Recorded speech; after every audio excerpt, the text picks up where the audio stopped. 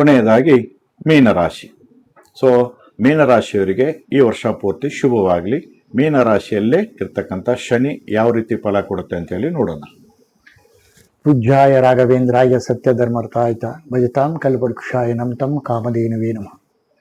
ಗುರುವಿನ ಸ್ಮರಣೆ ಮಾಡಿ ಹೇಳೋದಾದರೆ, ಮೀನರಾಶಿಯ ಆಧಿಪತ್ಯ ಗುರು. ಮೀನರಾಶಿಗೆ 4ನೇ ಮನೆಯಲ್ಲಿ ಸಂಚಾರ. ಜ್ಯೋತಿಷ್ಶಾಸ್ತ್ರದಲ್ಲಿ 2, 5, 7, 9, 11ರಲ್ಲಿ ಮಾತ್ರ ಗುರು ಒಳ್ಳೆಯ ಫಲನ ಕೊಡ್ತಾನೆ.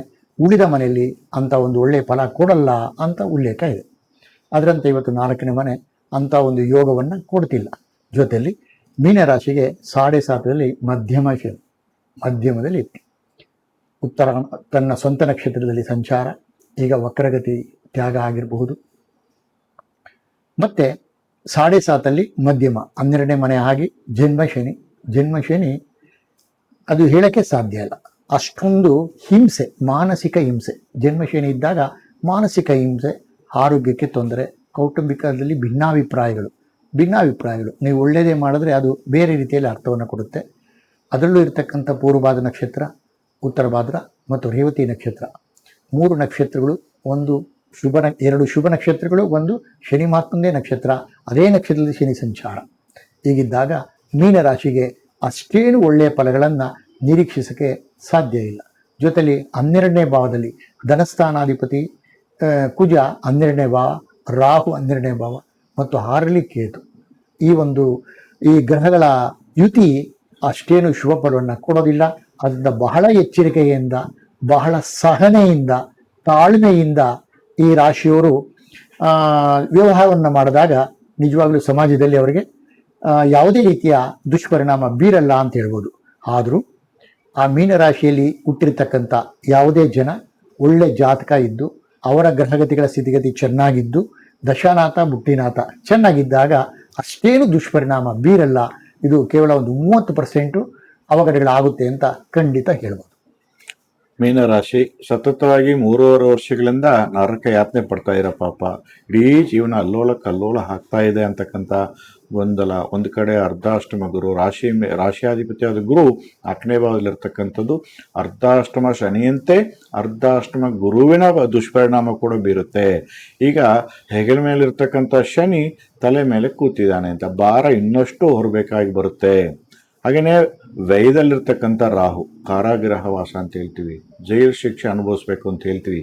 ನೀವು ಜೈಲಿಗೆ ಹೋಗಬೇಕಾಗಿಲ್ಲ, ಏನಾದ್ರು ಕೂಡ ಹಾಕ್ತಾರೆ ನಿಮ್ಮನ್ನು. ಇಲ್ಲೇ ಇರಬೇಕು, ಒಂದೇ ಜಾಗದಲ್ಲಿರಬೇಕು, ಇದೇ ಜಾಗದಲ್ಲಿ ಕೆಲಸ ಮಾಡಬೇಕು ಅಂತಕ್ಕಂಥ ಸಣ್ಣ ಪುಟ್ಟ ಕೆಲಸ ಮಾಡ್ತಕ್ಕಂದ್ರೆ ಒಂದೇ ಕಡೆ ಕೆಲಸ, ಒಂದೇ ರೂಮಲ್ಲಿ ಕೆಲಸ, ಹೊರಗಡೆ ಬಿಡೋದಿಲ್ಲ.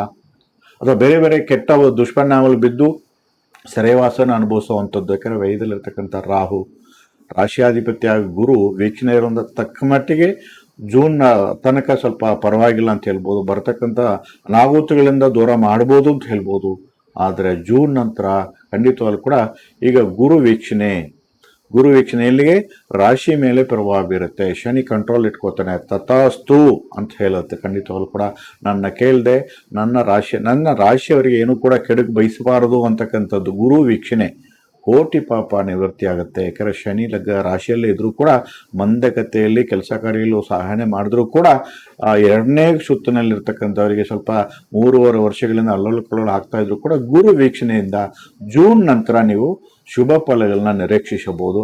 6ರಲ್ಲಿರ್ತಕ್ಕಂಥ ಕೇತು ಅಷ್ಟಲಕ್ಷ್ಮಿ ಯೋಗ, ಅಷ್ಟ ಐಶ್ವರ್ಯ ಯೋಗ, ಸತ್ತು ಸಂಹಾರ ಯೋಗ, ಸಾಲದಿಂದ ಶತ್ರುಗಳಿಂದ ಮುಕ್ತಿನ ಪಡೆಯುವಂಥದ್ದು.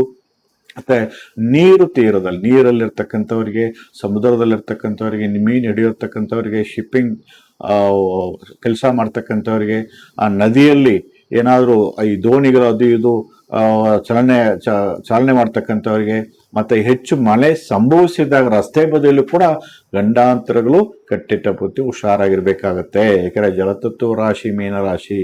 ಹಾಗಾಗಿ ನಿಮ್ಮ ರಾಶಿ ಮೇಲೆ ನಿಮ್ಮ ರಾಶಿಯಾಧಿಪತಿ ಗುರು ವೀಕ್ಷಣೆ ಯಾವಾಗ? ಜೂನ್ ನಂತರ. ಜೂನ್ ತನಕ ಇನ್ನು 70 ದಿನಗಳ ಕಾಲ ಸ್ವಲ್ಪ ಜೋಪಾನವಾಗಿದ್ದರೆ ಸಾಕು.